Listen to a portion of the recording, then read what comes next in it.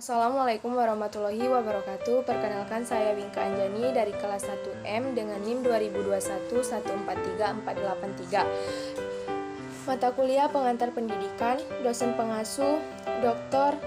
Haji Hendra Wijaya, Sarjana Agama MPD.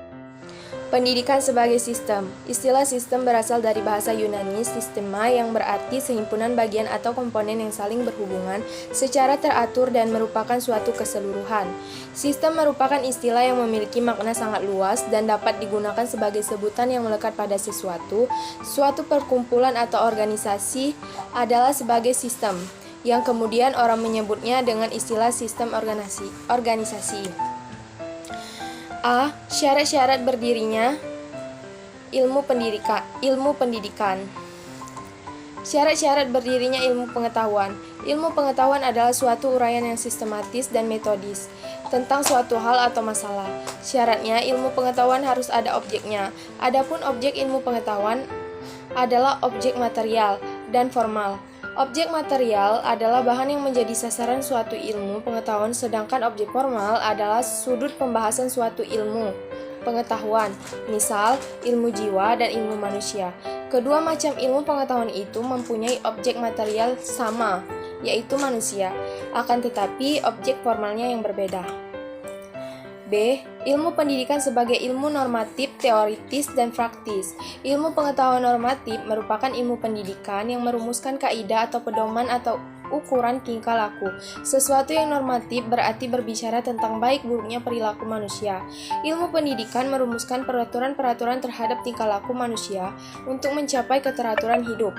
Karena keteraturan hidup akan menjamin kelangsungan keeratan atau kohesi hubungan antar manusia atau hubungan sosial manusia.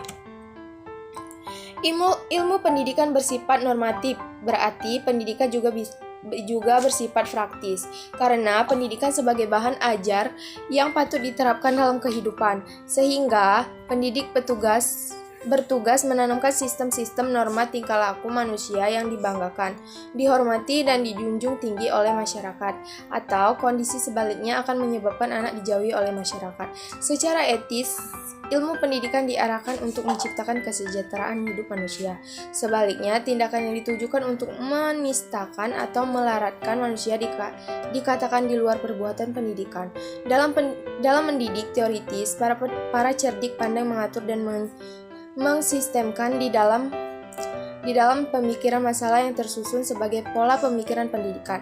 Jadi, dari praktik-praktik teoritis inilah pendidikan disusun secara teoritis, dan pemikiran-pemikiran teoritis inilah yang disusun dalam suatu sistem pendidikan yang biasa disebut ilmu mendidik teoritis.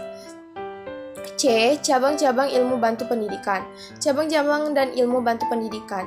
Ilmu pendidikan dibentuk oleh cabang ilmu yang terkait satu dengan yang lain, membentuk suatu kesatuan. Masing-masing cabang ilmu pendidikan dibentuk oleh sejumlah teori.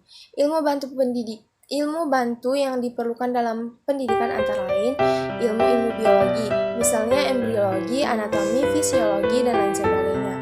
Ilmu jiwa, misalnya ilmu jiwa umum, ilmu jiwa perkembangan, ilmu jiwa sosial. Ilmu sosial, misalnya sosial, ekonomi, hukum, dan lain sebagainya. Wassalamualaikum warahmatullahi wabarakatuh.